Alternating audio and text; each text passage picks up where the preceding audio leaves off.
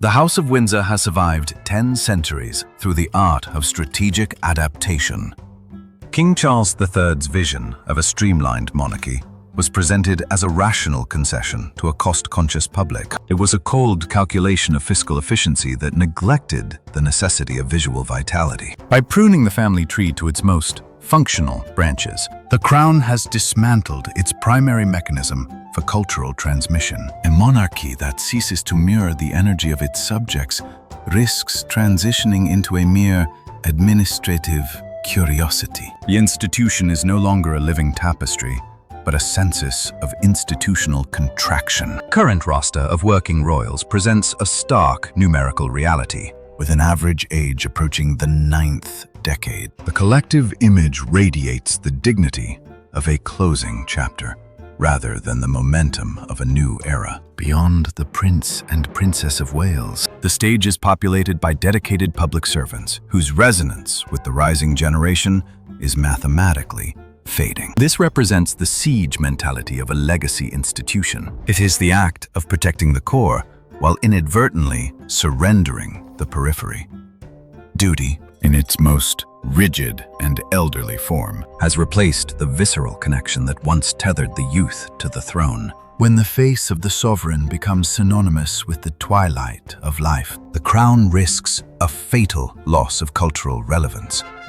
The monarchy is no longer shaping the future. It has become a museum of a single generation preserved in amber. April 21st, 2026. On the centenary of Elizabeth the Great, Palace released a portrait intended to project continuity. It serves instead as the definitive record of a demographic impasse. 11 figures stand within the gilded perimeter of Buckingham Palace. To the historian, this is not a display of renewed vigor, but a testament to institutional inertia.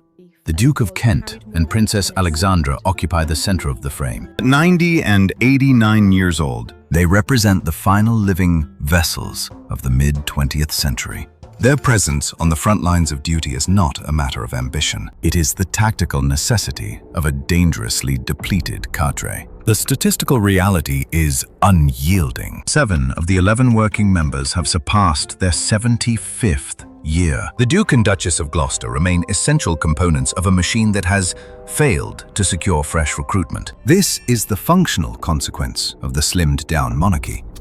By prioritizing fiscal optics, the crown has inadvertently isolated itself from the temporal reality of the modern state. The institution has aged in perfect synchronicity with its most loyal adherents. It has successfully preserved the past at the cost of occupying the present. These working royals now exist as a closed circle of the previous century. They are performing a meticulous liturgy for an audience that is slowly receding into history. The image depicts a dynasty holding its breath. It is the final visual defense of a vanishing era. The court circular serves as the silent witness to this structural fragility. The ledger for 2025 exposes a dangerous operational asymmetry within the royal household. King Charles recorded over 530 official engagements. This is a pace reflecting personal stoicism rather than institutional sustainability. Prince William presided over 200. The Princess of Wales, balancing recovery with duty, appeared fewer than 70 times. This is the reality of a critical productivity deficit. It transforms the Prince and Princess of Wales from mere heirs into the singular, load-bearing pillars of the modern state. They have ceased to represent a distant future. They are now the only functional bridge to the present. Within these thinning ranks, the Waleses inhabit an environment of profound isolation. They remain the sole point of resonance for a generation increasingly defined by institutional apathy. The monarchy has evolved into a machine with a single point of failure. Any deviation from their calendar is no longer a private medical concern. It is interpreted as a systemic collapse of the sovereign mechanism. The couple must now manifest the vitality of an entire dynasty.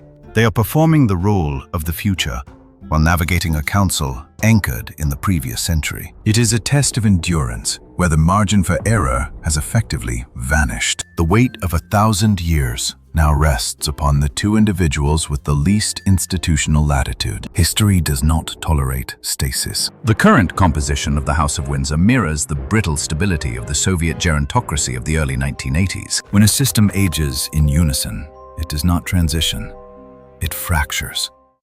The eventual attempt at rapid modernization often triggers a destabilizing shock from which the structure never recovers. This is the inherent peril of a monopoly on the state's visual identity held by an old guard. The British Crown has navigated this precipice before.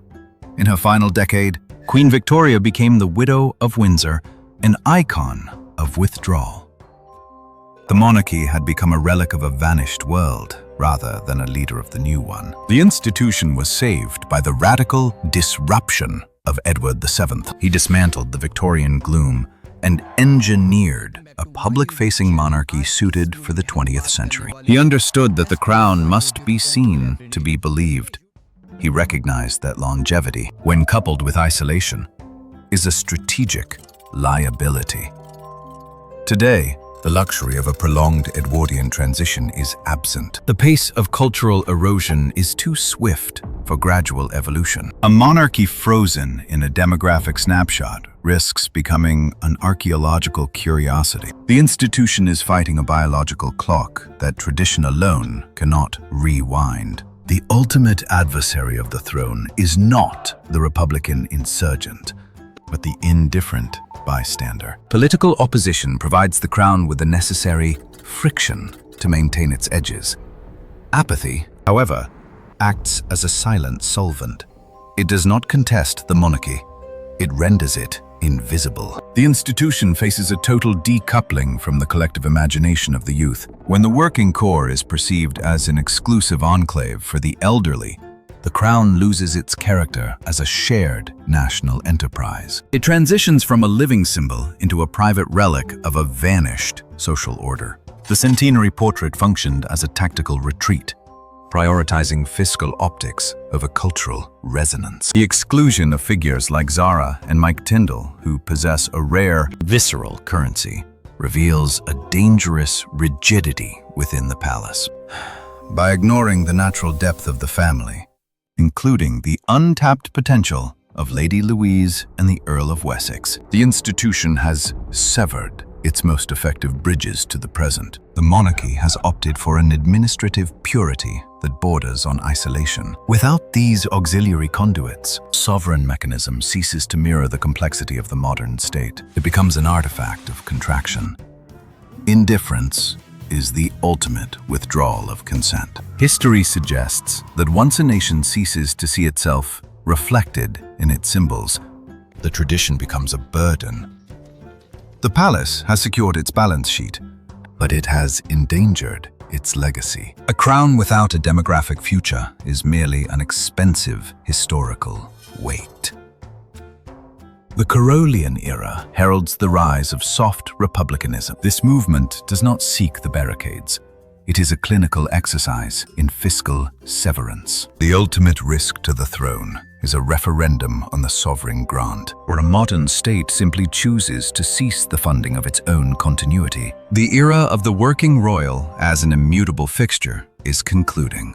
In its place emerges a model of professionalized engagement, where strategic envoys of the heritage state replace the traditional courtier. The mysticism of the monarchy is dissolving into the pragmatism of the modern age. The institution is migrating from a constitutional necessity to a curated legacy project. The weight of the crown remains, yet its justification has shifted from divine right to measurable utility. This reflects the transition from an age of deference to an era of audit, where the aura of the sovereign is weighed against the demands of the treasury. The House of Windsor must now navigate a social contract, where tradition is no longer a shield, but a variable in a national balance sheet. The survival of the throne depends on its capacity to transcend the very history that defined it. It is no longer a matter of reigning. It is a struggle to maintain a visceral relevance in a world that has forgotten how to look up. The transition from the Carolian era to the reign of William V